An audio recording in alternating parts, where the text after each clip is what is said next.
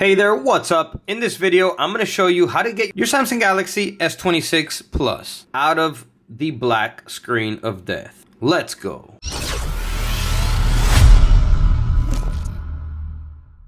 Welcome back to the video. My name's Sergio, and in this channel, I make life-saving tech videos. So if you're new here, feel free to subscribe and hit the bell while you're down there. All right, let's jump right to it. So earlier today, I was playing around with this Samsung Galaxy, and I got the phone into this black screen of death, as they call it, where the phone doesn't do anything. I even plugged it in to charge it. It wouldn't show anything. I was pressing this power off, the power lock button, and it wasn't turning on.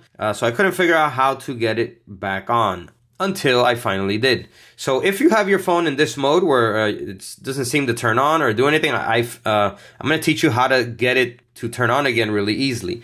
So turns out all you have to do to turn it on is you have to press volume down first and then press and hold both volume down and power lock button at the same time until the Samsung logo appears. Okay, and that did do the trick because I was holding the power lock button for a long time. It wouldn't turn on. I was trying on different things, but it does work with the volume down and power lock button. So let's go ahead and do it now so you can see. So first press and hold volume down, and soon after press and hold together with the power lock button. All right, so press and hold them both.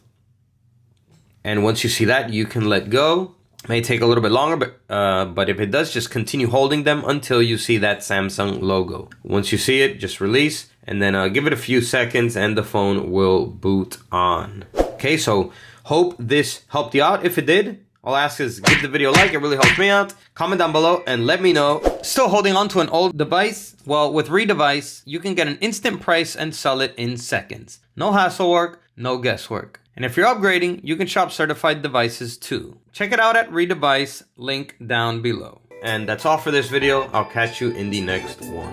As always, peace.